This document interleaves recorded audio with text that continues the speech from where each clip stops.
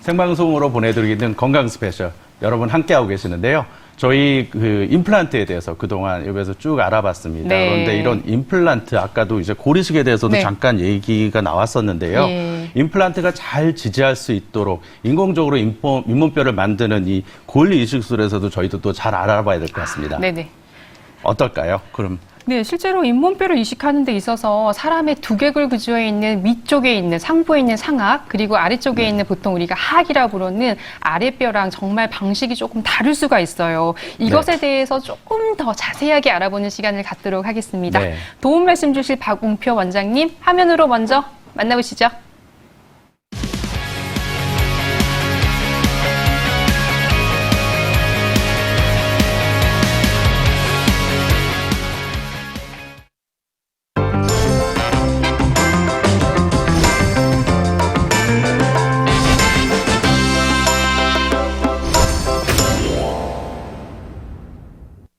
네, 원장님 네. 자리 나오셨습니다. 원장님 네. 안녕하세요. 안녕하세요. 네, 어서 오세요. 그 방금 좀 전에 저희가 이제 뼈 이식에 대해서 얘기해줬고 네. 아까 저희 정유 박사님께서 윗턱과 아래턱 뭔가 고리식에 대해서 또 얘기를 해주셨는데요. 네. 그럼 먼저 이거 저희가 제일 궁금한 건데요. 저희 고리식술 아까 여태까지 설명했으니까 그럼 고리식술의 윗턱과 아래턱 과연 그 시술하는 방법이나 이런 고리식술이 좀 다른가요?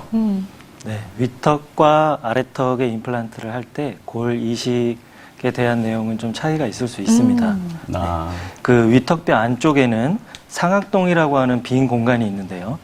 그 위쪽 어금니를 발치했을 때 그 임플란트를 심어야 하는데 그 치주 질환이 심해서 잇몸뼈가 많이 소실되었거나 또는 유전적인 뭐 여러 가지 기타 원인으로 인해서 윗턱뼈 쪽에 어금니에 그 잇몸뼈가 충분하지 않을 때 임플란트를 심을 수 있는 공간, 그 뼈의 두께가 충분하지 않은 경우가 있습니다. 그래서 그럴 때는 그 상악동의 그 빈 공간, 위쪽 상악동의 점막을 위로 거상을 해서 들어 올려서 그 공간에 뼈를 이식하고 그리고 골을 만들어서 거기에 임플란트를 식립할 수가 있습니다. 그래서 이를 이제 상악동 거상술이라고 합니다. 저 또 시술하는 그런 뭐 설명하는 또 사진도 있는 것 같은데요. 그 사학동에 그럼 그런 것들을 식립하면서 고리식은 어떻게 되나요? 저희 자리에 오면 잠깐 있는 것 같은데 한번 보시면서 또 설명해 부탁드리겠습니다. 네. 그 보시는 바와 같이 그 윗턱뼈의 잇몸뼈는 광대뼈 안쪽에 그 빈 공간이 넓게 있습니다. 그래서 그 부분의 그 두께가 아래턱뼈의 잇몸뼈보다는 많이 얇은 편입니다. 네, 지금 그림 보니까 굉장히 뭐 얇은 것 같은데요. 얇게 이제 돼 있는 경우가 사람에 따라서 많은데 그로 인해서 그 경우에 따라서는 임플란트를 심을 공간이 두께가 충분히 확보가 되지 못하는 경우가 많이 있습니다. 그래서 그 윗턱뼈의 어금니 쪽에 임플란트를 할 때 겉부분에만 뼈가 있는 것처럼 보이지만은 속에는 그 상악동이라고 하는 코와 연결된 큰 공기주머니가 있어서 임플란트가 그 공기주머니 안쪽으로 들어가야 하는 경우가 종종 있습니다. 네. 그래서 그런 경우에 상악동 바닥에 있는 막을 위로 들어 올린 후에 뼈 이식을 하면서 이제 동시에 임플란트를 심거나 아니면 뼈 상태가 많이 약한 경우에는 뼈 이식만 해놓고 몇 달 정도를 좀 충분하게 기다린 후에 그 다음에 임플란트를 천천히 식립하는 경우도 있습니다. 네. 그렇군요. 이렇게 뭐 윗턱의 대표적인 고리식 방법 중에 하나인 상악동 이식에 대한 걸 알아보고 있는데요. 네. 상악동 수술이라고 하면 저희가 치과 이 수술 중에서 굉장히 또 난이도가 있는 수술이잖아요. 네, 그렇죠. 근데 여러 가지 방법이 있는 것 같은데 대표적으로 어떤 방법들이 있을까요, 원장님? 네, 그 상악동 거상술에는 네. 대표적으로 크게 두 가지 정도로 분류를 해볼 수가 있는데요. 네. 첫째는 그 사진을 보시는 것처럼 치조정 접근법이라 그래서 상대적으로 좀 고리식의 양이 좀 적어도 될 때, 그때 상악동을 거상할 때 이 치아의 머리 부분, 그 위쪽 방향에서부터 상악동으로 접근을 해서 고리식을 하면서 상악동 거상술을 하는 방법이 있고요. 네. 그 다음으로는 이제 측방 접근법이라 그래서 상대적으로 좀 많은 양의 고리식을 하면서 상악동을 거상할 때 이 치아의 머리 방향에서가 아니라 그 옆쪽 측면에서 치아의 뿌리 쪽에서 접근을 하면서 그 상악동 하부에 있는 막을 들어 올리면서 고리식을 하고 임플란트를 식립하는 그런 방법도 있겠습니다. 네. 아. 음. 지금 두 가지 설명했어요. 이제 치조정. 그러니까 저희가 네. 이제 치조정이라 하면 잇몸에서 아래에서 위로 이렇게 뭐 뼈이식을 할 수 있다는 네, 거고. 네. 그 다음에 옆에서 그래서. 있다 그러면 측면이라고 하면 이 옆에 쪽에서 접근한다고. 그 두 네. 가지로 이제 상악동 고리스를 할 수 있다고 생각을 하는데요. 네. 설명을 주셨는데. 그럼 이렇게 상악동 거상술을 통해서 결국은 저희가 위턱에 뼈이식을 하면서 임플란트를 식립할 수 있다는 얘기네요. 네. 네, 그렇습니다. 그 위턱뼈는 사람의 잇몸뼈 중에서 여러 부위 중에서 가장 골질이 약한 곳 중에 한 곳이라고 할 수 있습니다. 아. 그래서 임플란트를 심고 나서 그 심은 임플란트가 잘 유지가 되는 이제 확률을 계산을 해본다면 그거를 임플란트의 성공률이라고 할 수가 있는데 네. 이 성공률이 다른 부위보다는 상대적으로 낮은 부위라고 알려져 있습니다. 아. 더욱이 그 잇몸뼈가 흡수되고 그 상악동이 아래쪽으로 기존보다 더 내려오는 상악동 함기화라고 하는 현상이 있는데 그런 현상이 진행이 되게 되면 임플란트를 심을 그 충분한 잇몸뼈가 확보가 되지 않기 때문에 그런 경우에는 이제 상악동 거상술이 더욱 필요한 상황이라고 할 수 있겠고요. 과거에는 그 상악동 거상술의 그 술식이라든지 네. 네. 그 상악동 거상술을 시행하는 수술 도구가 많이 발달되지 않은 시기에는 어쩔 수 없이 임플란트를 식립하지 못하고 틀니를 써야만 하는 그런 상황도 많이 있었습니다. 네. 아. 과거에는 그런 상황도 많았는데 최근에는 안전하고 정확한 상악동 거상술 술식이 개발이 되었고 또 수술 도구들도 많은 발전을 거듭해서 이를 통해서 성공적인 상악동 거상술을 시행할 수 있게 되었습니다. 아, 그래서- 아마 또 자료 화면들 준비해 주신 것 같은데요. 한번 자료 네. 화면 보시면서 또 설명 좀 부탁드릴게요. 네, 이 사진을 보시면은 이 엑스레이 사진들은 저희 치과에서 임플란트를 시술 받으신 환자분들의 엑스레이 사진입니다. 네. 그래서 보시면 왼쪽 사진을 보시면 그 아래쪽으로 이렇게 볼록하게 내려와 있는 하얀 선을 볼 수가 있는데요. 이 치아 뿌리 위쪽에 있는 그 하얀 선이 그 상악동이라고 하는 빈 공간의 아래쪽 막 부분이라고 할 수 있겠습니다. 아까 그림에서 보셨던 거랑 비슷하게 그런 모양이네요. 네, 맞습니다. 실제로 그 모식도와 같은 환자분이 계신 건데요. 이런 경우에 임플란트를 심을 뼈 두께가 너무 얇기 때문에 이런 경우에 그 아래쪽에 있는 막을 위로 들어 올려서 그 부분에 인공뼈 이식을 해주게 되고 그 결과가 이제 우측에 보이는 그 사진처럼 임플란트 뿌리 위쪽에 뿌옇게 보이는 동그랗게 솟아 있는 것처럼 보이는 아. 그 부분이 바로 인공뼈가 이식된 부분을 엑스레이 사진으로 확인할 수 있는 거라고 할 수 있겠습니다. 네. 네. 다음 사진 보시면은 다음 사진도 마찬가지로 저희 병원에서 임플란트 상악동 거상술과 함께 임플란트를 시술 받으신 환자분의 사진입니다.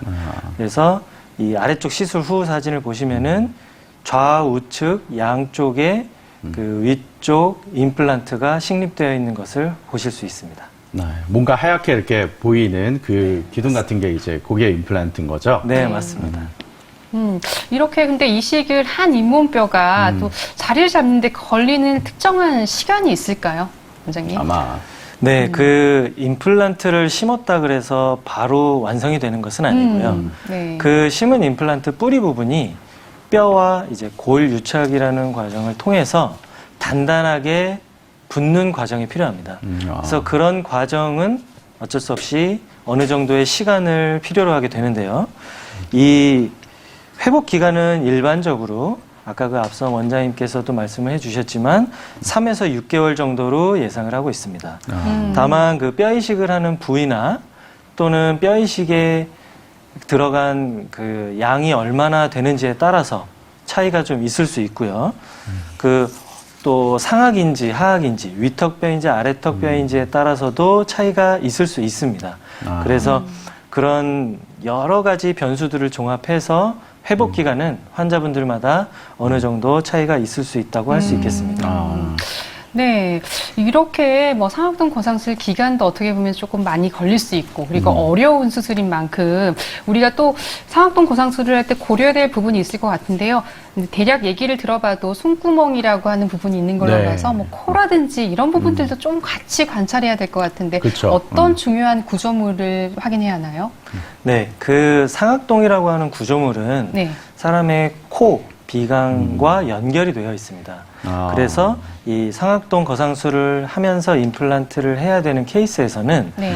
일반 임플란트 시술을 하시는 환자에 비해서 주의 깊게 확인을 해 보셔야 하는 부분이 있는데요. 네. 아. 그것은 이제 뭐가 있냐면 아까 말씀드린 것처럼 코랑 연결이 되어 있기 때문에 혹시 평소에 축농증이라든지 비염 같은 질환, 그 이비인후과적인 질환이 있으신 분들은 꼭 수술 전에 CT 촬영을 해서 상악동 내부에 염증 소견이라든지 그런 이제 엑스레이 사진으로 보면은 뿌옇게 보이는 병소가 확인이 되는지를 미리 체크를 해보는 것이 중요합니다. 그래서 경우에 따라서는 적절하게 약물 투여를 하기도 하고 또 증상이 좀 심한 경우에는 이비인후과적으로 의뢰를 해서 사전 치료를 먼저 한 후에 임플란트 식립을 진행을 하기도 합니다. 그래서 이런 사전 확인 과정이 없이 수술을 했을 때는 상악동염이라든지 하는 그런 염증 질환이 발생할 수 있기 때문에 미리 꼭 체크를 해서 진행을 하시는 것이 중요하고요. 또 한 가지, 금연을 하는 것이 수술 전에 금연을 미리 시행하는 것이 매우 중요합니다. 네. 그렇군요. 네. 그 지금 설명해 주신 게 네. 보니까요. 이 상악동이랑 빈 공간이 있고 네. 또 그 빈 공간이 결국은 건강을 해야 또 네. 이렇게 아마 상악동의 골 이식이 그렇죠. 잘 된다. 아마 네. 이런 내용으로 설명해 네. 주셨어요. 그런데 저희가 이 상악동 건강에서 네. 또 골 이식술을 잘 시행했어요. 예. 근데 시행하고 나서도 다른 데하고는 좀 차이가 있을 것 같아요. 그럼요. 아까 네. 코하고도 가깝기 때문에요. 과연 어떤가요? 수술에 네. 어떤 주의사항을 지켜야 되나요? 네, 수술 후에 주의사항은 그냥 대략적으로 보면 일반적으로는 그냥 임플란트, 보통 임플란트 수술 후에 주의사항하고 크게 다르지는 않습니다. 네. 근데 이제 수술 범위나 방법에 방법에 따라서 좀 많이 붓거나 통증이 있는 경우가 있을 수 있으신데 그 때문에 수술 후에 한 이틀 정도는 냉찜질을 해주시는 것이 도움이 됩니다.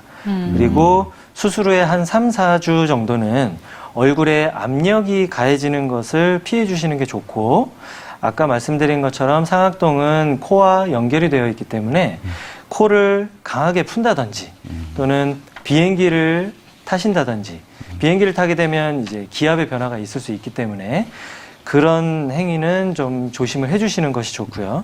또 간혹 이제 코에서 출혈이 있는 경우가 종종 있는데 그것은 일반적인 코피와는 다른 것이기 때문에 크게 걱정은 하지 않으셔도 됩니다.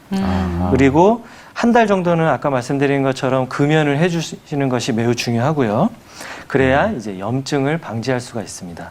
그리고 치과에서 이제 약을 꼭 처방을 해드릴 건데 그 처방받으신 약은 아프지 않다 그래서 약을 중간에 복용을 중지하시는 것보다는 처방받은 만큼 끝까지 다 드시는 것이 좋습니다. 그리고 두통이나 혹시 머리가 띵하다던가 그런 증상이 있는 경우에는 시술 받으신 치과에 바로 말씀을 해주시는 것이 중요합니다. 네.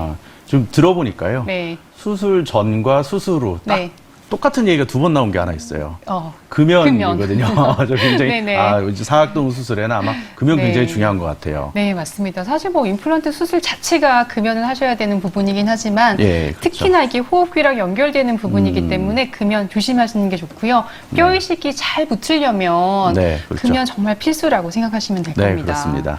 자, 이렇게 또 중요한 말씀을 해주셨는데 저희가 이 임플란트를 이렇게 어렵게 하고 뭐 경우에 따라서는 뼈 이식, 심지어 상악동 거상술도 했어요. 예, 그렇죠. 정말 뛰어난 우리 치과 선생님들이 이렇게 수술을 하고 나서 이제 또 관리를 소홀히 하는 분들이 있어요. 이제 수술 끝나면 그렇죠. 다 끝났다라고 생각하고 치과에 안 갈래 이런 분들도 계시고 하다 보면 또 어떤 문제가 생길 수가 그렇죠. 있잖아요. 결국은 임플란트의 수명이 짧아지는 건데요. 그렇죠. 이 임플란트 수명은 결국은 이 관리하는 거에 따라서 달라질 수 있다고 맞습니다. 하는데 과연 왜냐하면 이 임플란트는 어떻게 보면 인공물이잖아요. 그렇죠. 그러다 보니까 이제 관리하는 것에 따라 수명이 달라질 수 있다고 하는데 예. 과연 그러면 이 임플란트 저희가 실수로 해 어떤 주의사항을 지켜야지 오랫동안 사용할 수 있을까요? 네. 어떤 요소들이 필요한가요? 네, 그 임플란트를 식립받으신 환자분들께서 많이들 잘못 알고 계신 부분이 이제 저희 병원에 와서도 임플란트 시술을 받으시고 많이 여쭤보시는 부분이 임플란트는 한 번 심으면 평생 쓸 수 있는 거 아닙니까? 네. 라고 물어보시는 분들이 많이 계십니다. 네. 근데 이 부분은 약간 오해가 있는 것이고요. 임플란트는 한 번 시술한다 그래서 영구적으로 무조건 뭐 어떤 상황에서건 평생 쓸 수 있는 것은 아닙니다. 그것이 이제 사람의 치아가 굉장히 단단한데 그 단단한 치아도 사실은 평생 쓰기가 어렵지 않습니까? 네. 그런데 이제 인공 삽입물인 임플란트는 당연히 치아보다도 더 관리가 중요하고 문제가 생길 여지가 있기는 있습니다. 네. 그래서 제가 오랜 기간 동안 임플란트를 식립해온 경험상 임플란트를 심고 또 임플란트의 머리 부분인 보철물을 제작하고 완성을 하는 것도 매우 중요하지만 그것에 못지않게 절대 덜 중요하다고 할 수 없는 것이 바로 유지 관리를 잘 하시는 것입니다. 아, 그래서 특히나 이 임플란트를 심을 때 뼈 이식을 같이 동반하셨거나 또는 당뇨 또는 이제 치주 질환 같은 그런 질환이 있으신 분들은 치료받은 임플란트에 문제가 생기지 않도록 다른 분들보다 더욱 더 많은 신경을 쓰셔야 하고 관리를 잘 해주셔야 합니다. 네. 그래서 그렇군요. 아무리 훌륭한 치과 의사가 시술을 했다 하더라도 환자분들이 유지 관리에 소홀하시게 되면 임플란트에는 문제가 생기는 경우가 많을 수밖에 없습니다. 네. 결국은 관리가 굉장히 더 중요하다는 그렇죠. 말씀이에요. 시술도 중요하지만 결국 이걸 얼마나 더 관리를 잘 해주느냐가 굉장히 어떻게 보면 오래 쓸 수 있는 하나의 수명을 늘리는 일이 될 것 같아요. 그렇죠. 사실 임플란트를 하는 가장 큰 이유 중에 하나가 뭐 사고나 질병 이런 경우도 있긴 하지만 네. 잇몸에 문제가 생겼거나 염증이 생겨서 하는 경우이기 때문에 임플란트를 하고 나서 하루아침에 이 습관이 바뀌지는 않거든요. 그렇죠. 그러니까 좀 관리 정말 중요한 거 잊지 마시고요. 자, 임플란트에 그러면 큰 문제가 생기는 대표적인 원인이라든지 증세는 어떤 것이 있는지도 알아볼까요? 네. 이제 사람의 구강 환경은 여러 가지 음식물과 또는 강하게 씹는 저장력 그리고 여러 가지 세균들에 노출이 되어 있습니다. 그래서 네. 그런 열악한 환경이기 때문에 이 식립을 받은 임플란트에도 그 세균들로 인해서 임플란트 주위염이라고 하는 질환이 발생되는 경우가 있습니다. 아, 그래서 그 임플란트에서 발생될 수 있는 문제점들을 다음 사진을 보면서 간단하게 설명을 좀 드리겠습니다. 임플란트에서 발생될 수 있는 문제는 크게 두 가지로 분류를 해볼 수 있는데요. 임플란트 주위 조직에서는 임플란트 주위 점막염, 그리고 임플란트 주위염, 또는 임플란트가 빠져버리는 임플란트 상실이 있을 수 있습니다. 그리고 임플란트의 기계적인 구조에 따른 문제로는 보철물이 파절되거나 나사가 풀리거나 지대주가 파절되거나 접착제가 용해되는 등의 그런 문제가 발생할 수도 있습니다. 아. 네. 근데 지금 이제 설명 이렇게 해보니까요. 결국은 잇몸 질환인 것처럼 네. 임플란트 주위에도 염증이 생긴다고 얘기해 주셨어요. 네. 그런데 그러면 어떻게 이런 임플란트에도 염증, 왜 어떻게 발생하게 되는 거죠? 네, 임플란트에 염증이 생기는 이유, 그리고 일반 자연 치아보다 더 염증이 잘 생길 수밖에 없는, 염증에 취약할 수밖에 없는 이유는 한마디로 자연 치유력이 없고 인체와 결합할 수 있는 그런 능력이 없는 인공 구조물이기 때문입니다. 그래서 옆에 사진 보시면 자연 치아와 임플란트를 비교해 놓은 사진을 보실 수 있는데요. 왼쪽은 자연 치아의 그 주위 조직이고 오른쪽은 임플란트의 주위 조직입니다. 보시다시피 임플란트에는 자연 치아에 있는 결합 조직에 부착이 없고 치주인대가 없습니다. 그래서 그런 지금 말씀드린 구조물들이 자연 치아의 그런 방어 역할을 하는 구조물들인데 임플란트에는 그런 구조물이 없기 때문에 상대적으로 염증이나 그런 기타 질환에 더 취약하다고 할 수 있겠습니다. 아, 네. 이 일반 치아, 자연 치아에 치주 질환이 생기는 것을 흔히 풍치라고 하는데요. 아, 이런 풍치가 오면 염증이 이제 잇몸뼈와 잇몸뼈 주변까지 진행된 경우를 말합니다. 그래서 잇몸뼈가 녹고 피가 나는 그런 증상이 발생되게 되는데 보통 그런 상황이 되면은 치과에 내원을 한다 하더라도 이를 빼는 거 말고는 해줄 수 있는 게 별로 없는 경우가 많이 있습니다. 네. 그래서 그런 상황이 발생되는 주요 원인은 세균성 치태라고 하는데 쉽게 세균이라고 보시면 되고요. 이런 치주 질환에 노출돼서 상실된 자리를 이제 임플란트로 복구를 해주게 됩니다. 아. 근데 임플란트도 마찬가지 그런 세균들의 영향을 받을 수밖에 없기 때문에 네. 그런 자연치의 치주 질환에 해당하는 것을 임플란트 주위염이라고 할 수 있겠습니다. 아. 임플란트 주위염은 두 가지로 나눠볼 수가 있는데요. 임플란트 그 위쪽 잇몸 부분에만 염증이 생기는 임플란트 점막염과 또 임플란트 뿌리 부분에까지 염증이 생기는 임플란트 주위염으로 나눠볼 수가 있습니다. 아. 사진에서 보시는 것처럼 왼쪽 사진 같은 경우는 임플란트 상부 지대주의 주변에만 작게 염증이 있는 경우, 이런 경우를 임플란트 점막염이라고 하고 우측 사진과 같이 임플란트 주변 뼈까지 녹아서 임플란트 뿌리 부분이 노출이 되는 이런 상황까지 되는 것을 임플란트 주위염이라고 하는데, 딱 사진만 봐도 임플란트 주위염이 훨씬 더 안 좋은 상태라는 것을 알 수 있습니다. 그렇군요. 뼈가 많이 녹았네요. 네, 원장님, 그렇다면 이 임플란트 주위염의 발생 과정은 과연 어떻게 되는 건가요? 네, 임플란트 주위염 같은 경우는 이제 사진을 보면서 설명을 드리겠습니다. 사진을 보시면 임플란트 주위염이 발생되는 과정은 먼저 위생 관리가 제대로 되지 않은 경우에 임플란트 주변에 음식물이나 치태, 치석이 쌓이게 됩니다. 그러면 그곳에 있는 세균들이 이제 잇몸에 침투를 하게 되고, 그 침투한 세균들에 의해서 잇몸 부분에 염증이 발생되게 되어서 붓고 피가 나고 심하면 잇몸 뼈까지 녹는 현상이 진행되게 되는 것입니다. 아. 근데 저렇게 나빠지는 거는요, 아까 구강 위생이 나쁘면 임플란트 염증이 생긴다고 했는데요. 그러면 그 악화시키는 요인들이 또 다른 것들이 있는 것 같은데, 그러면 악화시키는 요인 어떤 것들이 있나요? 네, 임플란트 주위염을 악화시키는 요인에는 당뇨나 고혈압 같은 전신질환이 있을 수 있겠고요.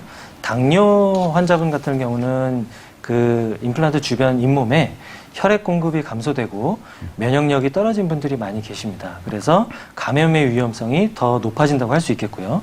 구강 건조증이 있는 분들도 임플란트 주위염을 악화시킬 수 있는 요인 중에 하나라고 할 수 있겠습니다. 그리고 씹는 힘이 강한, 저장력이 강한 분들도 마찬가지고요. 아까 여러 번 강조했던 것처럼 흡연을 많이 하시는 분들도 네. 임플란트 주위염을 악화시키는 요인 중에 하나라고 할 수 있겠습니다. 아. 네, 원장님 병원 가면 이제 금연하게 될 것 같아요. 네. 자, 우선 이렇게 임플란트 주위염이 생기는 것보다 예방하는 게 가장 중요할 것 같은데 어떻게 예방하면 좋을까요? 네, 임플란트 주위염을 예방하기 위해서는 가장 중요한 것이 치과에 정기적으로 내원을 해서 정기적인 전문가 구강 관리를 받는 것입니다. 네. 네네. 아무리 이제 본인 스스로 양치질이라든지 치간 칫솔로 관리를 잘 하시는 분이라 하더라도 부족한 부분이 꼭 있을 수밖에 없습니다. 아. 그래서 그런 부분은 치과에 내원하셔서 전문가 구강 관리를 받으시면서 보강을 하시는 것이 좋겠고요. 또 한 가지, 평소에 양치질이나 치간 칫솔을 열심히 잘 사용하시는 것도 굉장히 중요하다고 하겠습니다. 네. 네. 이렇게 근데 주위염이 벌써 이제 생긴 경우라고 하면 이제 저희가 어떤 치료 방법을 하는 것이 좋을지도 알아보면 좋을 것 같은데요. 네. 어떤 치료가 있을까요? 네. 임플란트 주위염이 생긴 경우에는 네. 초기에는 그냥 주변 관리, 위생 관리를 하면서 지켜보는 경우가 있고, 어느 정도 임플란트 주위염이 많이 진행이 됐을 때는 잇몸을 열어서 직접 물리적인 치료, 즉 임플란트 주위 소파수를 한다든지 하는 그런 치료를 진행을 하는 경우도 있습니다. 아.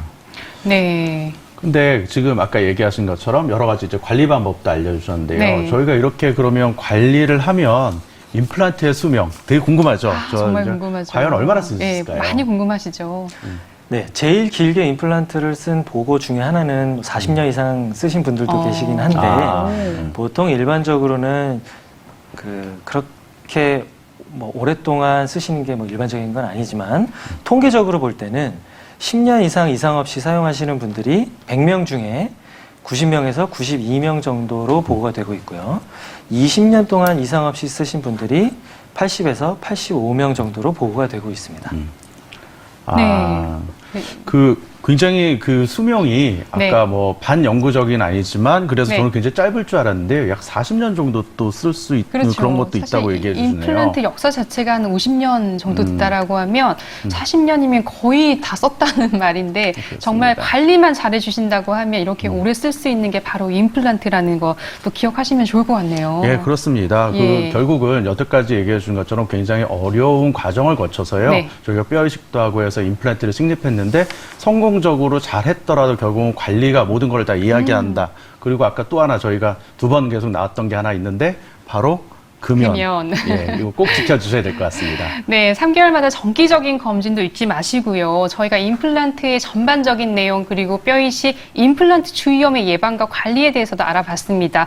정말 아쉽지만 저희가 건강 스페셜에서 준비한 소식은 바로 여기까지입니다. 저희는 다음 이 시간 더 밝고 건강한 소식으로 찾아뵙도록 하겠습니다. 시청해주신 여러분 고맙습니다.